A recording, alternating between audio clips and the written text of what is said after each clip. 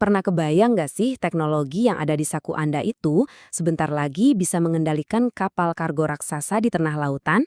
Nah, dalam beberapa menit ke depan, kita akan kupas tuntas bagaimana 5G siap merevolusi industri pelayaran, salah satu industri tertua di dunia. Jawabannya mungkin agak di luar dugaan ya. Teknologi nirkabel generasi kelima alias 5G. Tapi ini bukan cuma soal internet yang lebih cepat buat nonton film di HP loh. Ini adalah sebuah revolusi total yang bakal mengubah cara kerja perdagangan global.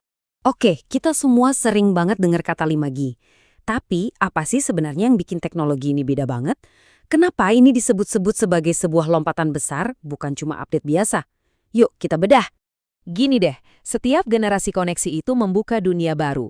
1G kasih kita suara, 2G nambahin teks, 3G bikin kita bisa kirim-kirim foto, terus 4G, wah itu mengubah total cara kita nonton video dengan streaming. Nah, kalau 5G, ini levelnya udah beda. Fokusnya bukan lagi cuma menghubungkan orang ke orang, tapi membangun fondasi untuk Internet of Things, sebuah dunia di mana semua benda bisa saling terhubung dan bicara. Biar gampang bayanginnya gini. Anggap aja 4G itu jalan tol super cepat yang menghubungkan orang. Kenceng kan? Nah, kalau 5G itu ibaratnya teleporter. Dia dirancang bukan cuma buat mindahin orang, tapi buat mindahin apapun secara instan. Jadi ini bukan sekedar peningkatan kecepatan biasa. Ini adalah dimensi konektivitas yang benar-benar baru. Terus, seberapa cepat sih emangnya? Kecepatan puncaknya itu bisa sampai 20 gigabits per detik. Itu kira-kira 500 kali lebih ngebut dari 4G. Coba bayangin, Anda mau download film durasi 2 jam. Cuma butuh waktu kurang dari 4 detik. Gila kan? Tapi kecepatan itu baru setengah dari ceritanya. Keajaiban sesungguhnya itu ada di latensi. Atau gampangnya, jeda. Tahu kan, jeda kecil pas kita lagi video call? Nah, bayangin jeda itu sekarang hampir nggak ada sama sekali. Kurang dari 1 milidetik. Kemampuan inilah yang membuka pintu buat hal-hal luar biasa. Kayak operasi bedah dari jarak jauh, atau mobil tanpa sopir yang bisa bereaksi secepat kilat. Dan ini dia kuncinya, kepadatan. Dalam satu area seluas 1 km persegi, 5G bisa mendukung sampai 1 juta perangkat yang terhubung barengan. Kapasitas raksasa inilah yang benar-benar jadi gerbang buat Internet of Things, di mana setiap sensor, mesin, sampai kendaraan, semuanya bisa online dan saling berkomunikasi. Oke, dasarnya udah dapat nih. Sekarang gimana kalau kita bawa teknologi super canggih ini berlayar? Mari kita lihat gimana semua ini bakal diterapkan di lautan luas.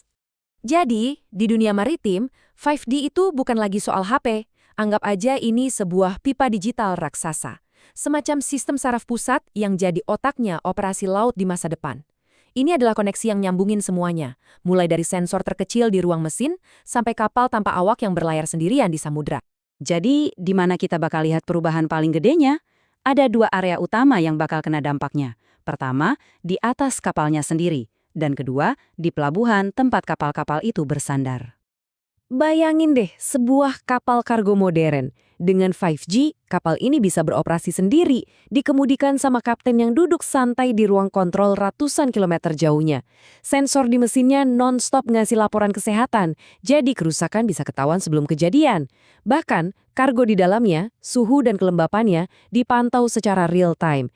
Ini bukan lagi fiksi ilmiah, ini soal efisiensi dan keamanan yang didorong oleh data. Nah, sekarang kita pindah ke pelabuhan. Secara tradisional, ini kan tempat yang, ya kita tahulah, padat, mahal, dan kadang-kadang berbahaya. Inefisiensi karena faktor manusia, biaya tenaga kerja yang tinggi, dan risiko keselamatan. Itu udah jadi tantangan sehari-hari. Dan disinilah perubahan yang paling manusiawi terjadi. Otomatisasi berbasis 5G ini bukan cuma soal menghilangkan pekerjaan, tapi mentransformasikannya. Pekerja yang tadinya harus ada di lingkungan dermaga yang panas dan berbahaya, sekarang bisa pindah ke ruang kontrol yang nyaman dan aman. Jadi operator teknologi tinggi, perannya berubah total. Gini alurnya, kontainer tiba, kamera AI langsung scan. Dan tahu ini punya siapa, mau kemana. Seketika, kendaraan otonom datang jemput. Di ruang kontrol, seorang operator pakai joystick kayak main game buat mindahin kontainer ke kapal pakai derek jarak jauh. Dan, boom, statusnya langsung update di sistem pelacakan global. Semuanya mulus, cepat, dan pastinya jauh lebih aman. Dan jangan salah ya, ini bukan cuma maunya perusahaan teknologi aja. Justru para operator pelabuhan sendiri yang minta perubahan ini. 3/4 dari mereka bilang otomatisasi itu krusial biar bisa tetap bersaing. Dan mayoritas setuju kalau ini adalah kunci buat ningkatin keselamatan. Jadi permintaannya itu nyata dan datang dari dalam industri itu sendiri. Oke, kedengerannya keren banget kan? Tapi tentu aja, revolusi sebesar ini nggak akan terjadi dalam semalam. Ada beberapa rintangan besar yang harus dihadapi. Tentu hambatannya nggak main-main. Pertama, jelas, biaya. Membangun semua infrastruktur 5G ini dari nol butuh investasi yang luar biasa besar. Kedua, keamanan cyber. Taruhannya gede banget. Setiap kapal dan pelabuhan yang terhubung jadi target potensial. Terus ada masalah SDM. Kita kekurangan ahli yang ngerti dunia pelayaran sekaligus teknologi komunikasi canggih ini. Belum lagi regulasi yang masih ketinggalan zaman dan, mungkin yang paling sulit, membangun kepercayaan pada sistem yang begitu baru dan kompleks.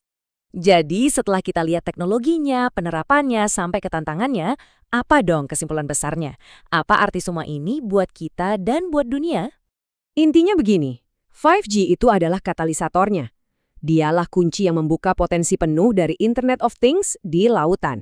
Dengan 5G, kita akan melihat tingkat efisiensi, keamanan, dan otomatisasi yang belum pernah terbayangkan sebelumnya dalam sejarah panjang perdagangan global. Nah, ini semua membawa kita ke satu pertanyaan besar terakhir. Kalau mesin dan AI sudah mengambil alih kemudi, lalu apa peran baru bagi kita, manusia, di lautan lepas dan di pelabuhan?